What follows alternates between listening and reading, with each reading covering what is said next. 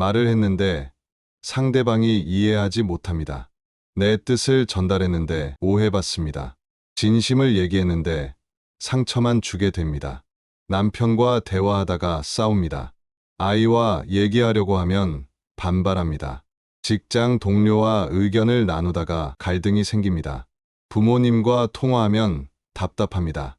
내 말은 그게 아닌데 왜 내 말을 곡해하지? 도대체 무슨 말을 해야 알아듣나? 이런 생각이 듭니다. 상대방도 답답하기는 마찬가지입니다. 당신은 내 말을 안 들어. 내 마음을 몰라줘. 대화가 안 돼. 서로 답답해합니다. 소통의 문제는 모든 갈등의 근본입니다. 부부 갈등, 부모 자녀 갈등, 직장 갈등, 친구 갈등. 대부분 소통이 안 돼서 생깁니다. 연구에 따르면 부부가 이혼하는 가장 큰 이유가 대화 부족이라고 합니다. 서로 사랑했는데 대화가 안 돼서 헤어집니다. 직장에서도 마찬가지입니다. 업무 능력보다 소통 능력이 성공을 좌우한다고 합니다. 아무리 능력이 뛰어나도 소통을 못하면 인정받기 어렵습니다. 왜 소통이 이렇게 어려울까요? 첫째, 우리는 말은 배웠지만 소통은 배우지 못했습니다. 학교에서 문법과 어휘는 가르치지만 진정한 소통의 방법은 가르치지 않습니다. 둘째, 우리는 자기 입장에서만 말합니다. 상대방의 입장을 이해하지 못합니다. 내 말만 하고 상대방의 말은 듣지 않습니다. 셋째, 우리는 말로 이기려고 합니다. 소통이 아니라 논쟁이 됩니다. 상대방을 설득하려고만 하지 이해하려고 하지 않습니다. 넷째, 우리는 말에 감정을 싣습니다. 화가 나면 공격적으로 말하고 서운하면 비난합니다. 감정이 소통을 막습니다. 다섯째, 우리는 듣는 법을 모릅니다. 상대방이 말할 때 이미 대답을 준비하고 있습니다. 진정으로 듣지 않고 반박할 거리를 찾습니다. 부처님은 2500년 전 이미 진정한 소통의 방법을 가르치셨습니다. 팔정도 중 정어정유, 바른 말을 통해 어떻게 말해야 하는지 명확히 제시하셨습니다. 부처님은 이렇게 말씀하셨습니다. 말은 적절한 때에 진실되게, 부드럽게, 이로운 것을 자비로운 마음으로 해야 한다. 또한 부처님은 듣기의 중요성도 강조하셨습니다. 지혜로운 자는 말하기 전에 먼저 듣는다. 듣지 않고 말하는 것은 어리석음의 표시다. 정말 그렇습니다. 진정한 소통은 말하기보다 듣기에서 시작됩니다. 상대방을 이해하는 것에서 시작됩니다. 이 영상에서는 부처님의 가르침을 통해 진정한 소통의 방법을 알아보겠습니다. 어떻게 말해야 하는지, 어떻게 들어야 하는지, 어떻게 서로 이해할 수 있는지. 2500년 전 부처님의 지혜로 여러분의 대화를 진정한 소통으로 바꾸는 시간이 되길 바랍니다. 소통이 바뀌면 관계가 바뀝니다. 관계가 바뀌면 인생이 바뀝니다. 부처님은 말의 중요성을 정확히 아셨습니다. 팔정도의 하나로 정어, 정유, 즉 바른 말을 가르치셨습니다. 마찌마 니까야에서 부처님은 바른 말의 조건을 명확히 제시하셨습니다. 말은 5가지 조건을 갖추어야 한다. 첫째, 때를 맞추어 말한다. 둘째, 진실을 말한다. 셋째, 부드럽게 말한다. 넷째, 이로운 것을 말한다. 다섯째, 자비로운 마음으로 말한다. 이것이 바른 말의 기준입니다. 하나씩 살펴보겠습니다. 첫째, 때를 맞추어 말한다. 아무리 좋은 말도 때를 못 맞추면 역효과입니다. 상대방이 화가 났을 때 충고하면 더 화가 납니다. 슬플 때 격려하면 공감받지 못한다고 느낍니다. 부처님은 상대방의 상태를 먼저 살피고 말하라고 하셨습니다. 지금 들을 준비가 되어 있는가? 지금이 적절한 때인가? 급할 때 하는 말은 대부분 실수를 낳습니다. 화났을 때, 흥분했을 때, 급할 때는 잠시 멈추고 때를 기다립니다. 둘째, 진실을 말한다. 거짓말은 신뢰를 무너뜨립니다. 한 번 거짓말을 하면 100번 진실을 말해도 믿지 않습니다. 부처님은 거짓말을 10악업 중 하나로 꼽으셨습니다. 거짓말은 자기도 속이고 남도 속입니다. 법구경에서 부처님은 이렇게 말씀하셨습니다. 거짓말을 하는 자는 어떤 악도 할 수 있다. 거짓말로 자신을 더럽히는 자에게 하지 못할 악은 없다. 하지만 진실도 때와 방법이 있습니다. 진실이라도 상대방을 해치는 말은 하지 않습니다. 진실과 자비를 함께 고려해야 합니다. 셋째, 부드럽게 말한다. 같은 내용도 어떻게 말하느냐에 따라 결과가 다릅니다. 거친 말은 상처를 주고 부드러운 말은 마음을 엽니다. 부처님은 말씀하셨습니다. 부드러운 말은 적을 친구로 만들고 거친 말은 친구를 적으로 만든다. 부드럽다는 것은 약하다는 뜻이 아닙니다. 상대방을 존중하고 배려하는 태도로 말하는 것입니다. 목소리 톤, 말투, 표정 모두가 소통에 영향을 줍니다. 같은 말도 부드럽게 하면 받아들여지고 거칠게 하면 거부당합니다. 넷째, 이로운 것을 말한다. 말은 상대방에게 도움이 되어야 합니다. 쓸데없는 말, 해로운 말은 하지 않습니다. 부처님은 잡담과 헛소리를 경계하셨습니다. 말이 많으면 실수도 많고 에너지도 낭비됩니다. 이로운 말이란 상대방의 성장을 돕는 말, 문제 해결에 도움이 되는 말, 관계를 개선하는 말입니다. 비난, 험담, 이간질, 과장은 모두 해로운 말입니다. 이런 말은 자신도 상대방도 해칩니다. 다섯째, 자비로운 마음으로 말한다. 말의 내용보다 마음이 중요합니다. 자비로운 마음으로 하는 말은 상대방에게 전달됩니다. 부처님은 말씀하셨습니다. 자비로운 마음으로 한 말은 꽃처럼 향기롭고 미움으로 한 말은 독처럼 해롭다. 같은 충고도 마음에 따라 다릅니다. 미워서 하는 충고는 공격이 되고 사랑해서 하는 충고는 격려가 됩니다. 말하기 전에 자신의 마음을 살펴야 합니다. 지금 내가 왜 이 말을 하려고 하는가? 상대방을 진정으로 생각해서인가? 아니면 내 화풀이인가? 부처님이 금하신 네 가지 말. 부처님은 피해야 할 네 가지 말도 명확히 하셨습니다.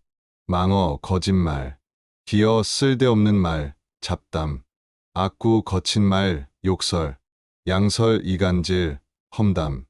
이 네 가지 말은 관계를 해치고 자신에게도 해를 끼칩니다. 부처님은 이 법을 중요하게 여기셨습니다. 말로 짓는 업이 몸과 마음의 업만큼 강력하기 때문입니다. 자바암경에서 부처님은 이렇게 비유하셨습니다. 도끼가 숲에 들어가는 것은 자루가 있기 때문이다. 사람이 악에 떨어지는 것은 입이 있기 때문이다. 말 한마디가 천냥 빚을 갚는다는 속담이 있습니다. 반대로 말 한마디가 천냥 빚을 지울 수도 있습니다. 부처님의 가르침은 명확합니다. 때를 맞추어 진실되게, 부드럽게, 이로운 것을 자비로운 마음으로 말하라. 부처님은 말하기만큼 듣기를 중요하게 여기셨습니다. 아니, 어쩌면 듣기를 더 중요하게 여기셨습니다. 앙구따라 니까야에서 부처님은 이렇게 말씀하셨습니다. 지혜로운 자는 듣기를 좋아하고 어리석은 자는 말하기를 좋아한다. 부처님 자신도 완벽한 경청자셨습니다. 제자들의 질문을 끝까지 들으셨고 상대방의 수준에 맞춰 대답하셨습니다. 듣기의 장애물. 부처님은 제대로 듣지 못하는 이유를 지적하셨습니다. 첫째, 선입견입니다. 이미 판단을 내려놓고 듣습니다. 저 사람은 원래 저래 하고 단정 짓습니다.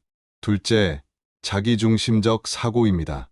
상대방의 말을 들으면서도 자기 생각만 합니다. 나라면 이렇게 했을 텐데 하고 생각합니다. 셋째, 반박 준비입니다. 상대방이 말하는 동안 반박할 거리를 찾습니다. 진정으로 듣지 않고 공격할 틈을 찾습니다. 넷째, 주의 산만입니다. 몸은 여기 있지만 마음은 다른 곳에 있습니다. 듣는 척만 하고 실제로는 듣지 않습니다. 바른 듣기의 방법. 부처님은 사념처 수행에서 바른 듣기의 방법을 가르치셨습니다. 첫째, 온전히 현재에 머무릅니다. 과거나 미래가 아니라 지금 이 순간 상대방의 말에 집중합니다. 둘째, 판단하지 않고 관찰합니다. 좋다, 나쁘다 판단하지 않고 있는 그대로 듣습니다. 셋째, 상대방의 입장에서 듣습니다. 내 입장이 아니라 상대방의 입장에서 이해하려고 노력합니다.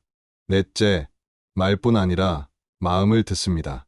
말 뒤에 숨은 감정, 욕구, 의도를 파악합니다. 깊은 경청. 부처님은 단순히 귀로 듣는 것을 넘어 마음으로 듣는 것을 가르치셨습니다. 상대방이 괜찮아라고 말해도 표정이 어둡다면 정말 괜찮은 게 아닙니다. 말과 마음이 다를 때가 많습니다. 부처님은 말씀하셨습니다. 타인의 마음을 아는 자는 지혜롭다.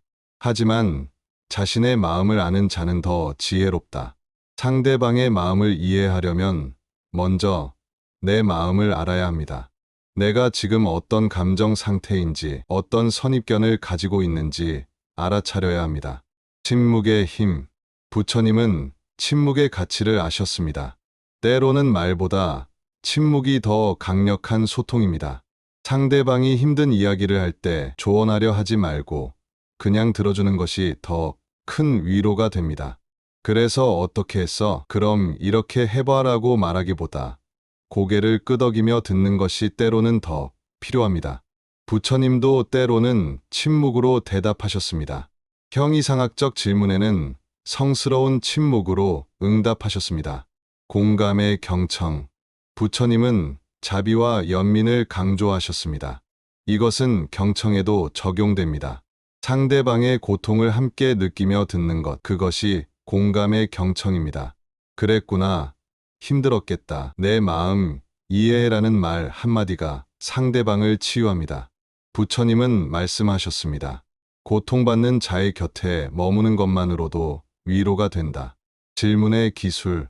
부처님은 훌륭한 질문자셨습니다. 제자들에게 질문을 던져 스스로 깨닫게 하셨습니다. 좋은 질문은 상대방을 이해하는데 도움이 됩니다. 그래서 기분이 어땠어? 그게 너한테는 어떤 의미야? 지금 가장 필요한 게 뭐야? 이런 질문은 상대방이 자기 마음을 들여다보게 하고 당신이 진정으로 관심이 있다는 것을 보여줍니다. 확인하기. 부처님은 정확한 이해를 중요하게 여기셨습니다. 제자들이 이해했는지 확인하셨습니다. 우리도 들은 내용을 확인해야 합니다. 내가 이해한 게 맞는지 확인할게. 내 말은 다시 말해서 이런 뜻이야? 이렇게 확인하면 오해를 방지할 수 있습니다. 듣기와 알아차림. 부처님의 사띠 알아차림 수행은 듣기에도 적용됩니다. 상대방의 말을 들으면서 내 안에서 일어나는 반응을 알아차립니다. 아, 지금 내가 방어적이 되는구나. 아, 지금 내가 짜증이 나는구나. 이렇게 알아차리면 반응적으로 말하지 않고 의식적으로 대응할 수 있습니다. 부처님의 가르침은 명확합니다. 진정한 소통은 말하기가 아니라 듣기에서 시작됩니다. 이제 부처님의 가르침을 일상에서 실천할 수 있는 구체적인 방법들을 알아보겠습니다. 첫 번째, 말하기 전 3번 확인하기. 부처님은 말하기 전에 3가지를 확인하라고 하셨습니다. 이것이 진실인가? 이것이 필요한가? 이것이 친절한가? 이 3가지 중 하나라도 아니오라면 말하지 않는 것이 좋습니다. 특히 화가 났을 때, 흥분했을 때는 이 질문들을 스스로에게 던져야 합니다. 두 번째, 나전달법 사용하기. 부처님은 비난하지 말라고 하셨습니다. 비난은 방어를 불러일으킵니다. 너는 왜 맨날 늦어? 라고 하는 대신 내가 기다리면서 걱정이 됐어 라고 합니다. 당신은 나한테 관심이 없어 라고 하는 대신 나는 외로움을 느껴 라고 합니다. 자신의 느낌과 욕구를 표현하면 상대방이 방어하지 않고 들을 수 있습니다. 세 번째, 적극적 경청하기. 상대방의 말을 들을 때 눈을 맞춥니다. 고개를 끄덕입니다. 응, 그랬구나 같은 반응을 보입니다. 핸드폰을 내려놓습니다. 하던 일을 멈춥니다. 몸 전체로 나는 지금 너의 말을 듣고 있어 라는 메시지를 보냅니다. 네 번째, 반영적 듣기. 상대방의 말을 자기 말로 다시 표현합니다. 상대방, 오늘 정말 힘든 하루였어. 나 정말 힘들었구나. 무슨 일이 있었어? 이렇게 하면 상대방은 자신의 말이 제대로 전달됐다고 느낍니다.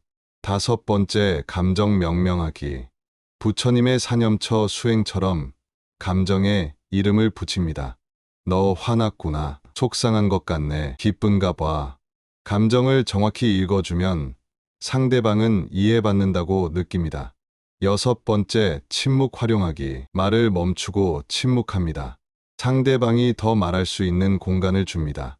많은 사람들이 침묵을 불편해합니다. 그래서 계속 말합니다. 하지만 침묵 속에서 진실이 나옵니다. 일곱 번째, 타이밍 선택하기. 부처님이 말씀하신 것처럼 때가 중요합니다. 중요한 대화는 둘 다 마음의 여유가 있을 때 합니다. 피곤할 때, 배고플 때, 화났을 때는 피합니다. 이 얘기 지금 해도 될까? 언제가 좋을까? 묻는 것도 좋습니다. 여덟 번째, 비폭력 대화하기. 부처님의 자비 정신을 담은 대화법입니다. 관찰 사실을 말합니다. 오늘 약속 시간에 30분 늦었어. 느낌, 내 감정을 표현합니다. 나는 걱정이 됐어. 욕구, 내가 원하는 것을 말합니다. 나는 약속이 지켜지길 바라. 부탁, 구체적으로 요청합니다. 다음엔 늦으면 연락해 줄래? 비난하지 않고 사실과 느낌과 욕구를 나눕니다. 아홉 번째, 감사 표현하기. 부처님은 감사를 중요하게 여기셨습니다. 대화 끝에 감사를 표현합니다. 얘기 들어줘서 고마워. 내 의견 정말 도움이 됐어. 시간 내줘서 감사해. 감사는 관계를 강화합니다. 열 번째, 알아차림 수행하기. 부처님의 핵심 가르침입니다. 대화 중에도 알아차립니다. 아, 지금 내가 방어적이 되는구나. 아, 지금 내가 끼어들려고 하는구나. 아, 지금 내가 듣지 않고 생각하고 있구나. 알아차리면 멈출 수 있고 바꿀 수 있습니다. 실천 팁. 하루에 한 번씩 연습합니다. 모든 대화에 적용하려고 하면 힘듭니다. 가까운 사람부터 시작합니다. 가족, 친구와의 대화에서 먼저 연습합니다. 실수해도 괜찮습니다. 완벽할 필요 없습니다. 조금씩 나아지면 됩니다. 스스로에게도 자비롭게 대합니다. 아, 또 실수했네. 다음엔 더 잘하면 돼. 부처님의 가르침을 구체적인 관계에 적용하는 방법을 알아보겠습니다. 부부, 소통. 부처님은 신갈로와다 수타에서 부부간의 의무를 말씀하셨습니다. 남편은 아내를 존중하고 예의 바르게 대하고 신의를 지키고 권한을 주고 장신구를 주어야 합니다. 아내는 남편을 일을 잘 처리하고 식구를 잘 대하고 신의를 지키고 재산을 잘 지키고 모든 일에 능숙해야 합니다. 현대적으로 해석하면 서로 존중합니다. 배우자를 하인이 아니라 동반자로 대합니다. 감사를 표현합니다. 당연하게 여기지 않고 고마워합니다. 경청합니다. 바쁘더라도 배우자의 말을 듣는 시간을 냅니다. 비난하지 않습니다. 당신은 맨날 이라는 말 대신 나는 이렇게 느껴라고 합니다. 작은 것도 나눕니다. 큰 일만 이야기하지 말고 일상의 작은 것도 나눕니다. 부모, 자녀 소통. 부처님은 자녀에 대한 부모의 의무를 말씀하셨습니다. 악으로부터 지키고 선으로 인도하고 기술을 가르치고 적합한 배우자를 구하게 하고 적당한 때에 유산을 물려줍니다. 현대적으로 해석하면 명령하지 말고 대화합니다. 이렇게 해가 아니라 너는 어떻게 생각해? 판단하지 말고 들어줍니다. 아이의 말을 끝까지 듣습니다. 공감합니다. 그런 건 아무것도 아니야가 아니라 힘들었겠다. 선택권을 줍니다. 모든 것을 정해주지 말고 스스로 선택하게 합니다. 롤모델이 됩니다. 말로만 가르치지 말고 행동으로 보여줍니다. 직장 소통.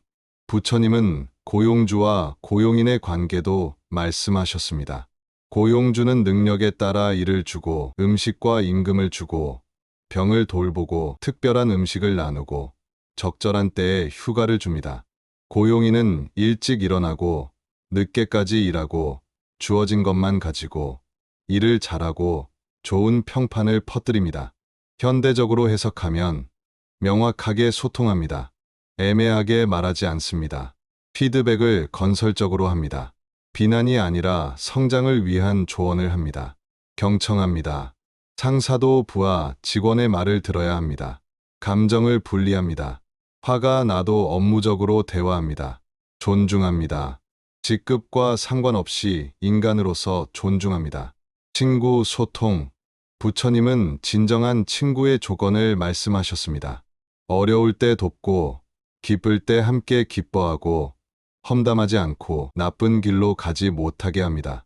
현대적으로 해석하면 진심으로 관심을 가집니다. 형식적인 안부가 아니라 진짜 궁금해합니다. 비교하지 않습니다. 친구의 성공을 질투하지 않고 축하합니다. 비밀을 지킵니다. 친구가 털어놓은 이야기를 함부로 하지 않습니다. 솔직합니다. 기분 나쁜 일이 있으면 쌓아두지 말고 말합니다. 때로는 침묵합니다. 조언하려 하지 말고 그냥 들어줍니다. 어려운 사람과의 소통. 부처님도 어려운 사람들을 만나셨습니다. 대받았다는 부처님을 죽이려 했습니다. 하지만 부처님은 자비로 대응하셨습니다. 우리도 어려운 사람을 만납니다. 경계를 설정합니다. 모든 사람과 깊이 소통할 필요는 없습니다. 반응하지 않습니다. 상대방이 화를 내도 같이 화내지 않습니다. 연민을 가집니다. 저 사람도 고통받고 있구나 생각합니다. 필요하면 거리를 둡니다. 소통이 불가능하면 멀어져도 괜찮습니다. 자신을 지킵니다. 상대방의 독에 자신이 중독되지 않도록 합니다. 모든 관계의 핵심. 부처님은 말씀하셨습니다. 사랑하는 말을 하라. 사랑하는 말은 환영받는다. 사랑하는 말은 아무도 해치지 않고 즐거운 것만을 말한다. 모든 관계에서 핵심은 같습니다. 존중, 경청, 공감, 진실, 자비. 이것을 실천하면 어떤 관계든 좋아질 수 있습니다. 부처님의 가르침을 일상에서 꾸준히 연습하는 방법들을 소개합니다. 매일 아침 다짐하기. 아침에 일어나면 이렇게 다짐합니다. 오늘 하루 바른 말을 하겠습니다. 오늘 하루 진심으로 경청하겠습니다. 오늘 하루 자비로운 마음으로 소통하겠습니다. 이 다짐이 하루 종일 소통을 안내합니다. 소통 일기 쓰기. 매일 저녁 오늘의 소통을 돌아봅니다. 잘한 대화, 어떤 대화에서 잘 소통했는가? 아쉬운 대화, 어떤 대화에서 실수했는가? 배운 점, 오늘 무엇을 배웠는가? 내일 목표, 내일은 어떻게 하면 좋을까? 기록하면 패턴이 보이고 개선점이 명확해집니다. 알아차림 연습하기. 대화 중에 자신을 관찰합니다. 아, 지금 내가 끼어들려고 하는구나. 아, 지금 내가 방어적이 되는구나. 아, 지금 내가 판단하고 있구나. 알아차리는 순간 멈출 수 있고 바꿀 수 있습니다. 역할극 연습하기. 어려운 대화를 미리 연습합니다. 상사와의 대화, 배우자와의 대화, 부모와의 대화. 혼자서 또는 친구와 함께 역할극을 합니다. 실제 상황에서 더 잘 대처할 수 있습니다. 피드백 요청하기. 가까운 사람에게 묻습니다. 내가 대화할 때 어때? 내가 개선할 점이 뭘까? 내 말을 들을 때 기분이 어때? 객관적인 피드백이 성장을 돕습니다. 명상하기. 부처님의 수행법입니다. 매일 10분씩 조용히 앉아 호흡을 관찰합니다. 명상은 마음을 고요하게 하고 알아차림을 기르고 자비를 키웁니다. 마음이 고요하면 소통도 고요해집니다. 자비, 명상하기. 자신과 상대방에게 자비를 보냅니다. 내가 평화롭기를, 내가 행복하기를, 상대방도 평화롭기를, 상대방도 행복하기를. 자비가 커지면 소통이 부드러워집니다. 경전 읽기. 부처님의 말씀을 직접 읽습니다. 법구경, 수타니파타, 앙고따라, 니까야 등. 부처님의 지혜가 내 안에 스며들면 자연스럽게 바른 말을 하게 됩니다.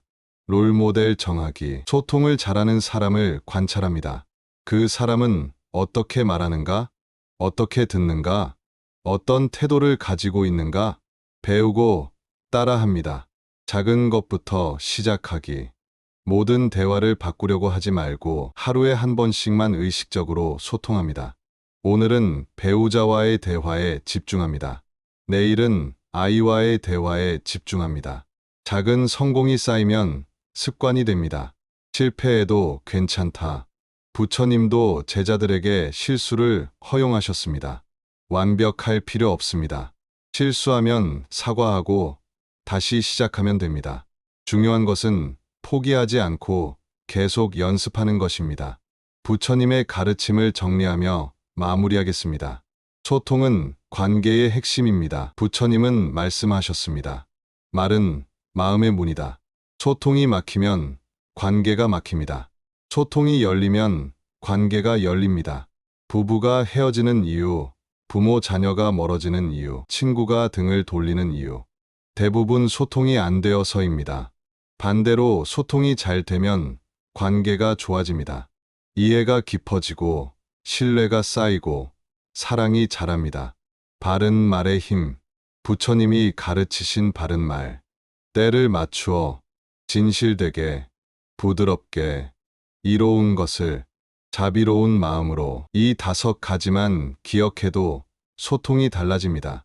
말하기 전에 잠깐 멈추고 생각합니다. 이 말이 5가지 조건을 충족하는가? 충족하면 말하고 아니면 말하지 않습니다. 바른 듣기의 힘. 부처님은 말씀하셨습니다. 귀가 둘이고 입이 하나인 이유는 말하기보다 듣기를 2배로 하라는 뜻이다. 진정한 소통은 듣기에서 시작됩니다. 상대방의 말을 끝까지 듣고 마음을 읽고 공감하고 이해합니다. 듣는 것만으로도 상대방은 위로받고 존중받는다고 느낍니다. 오늘부터 시작하세요.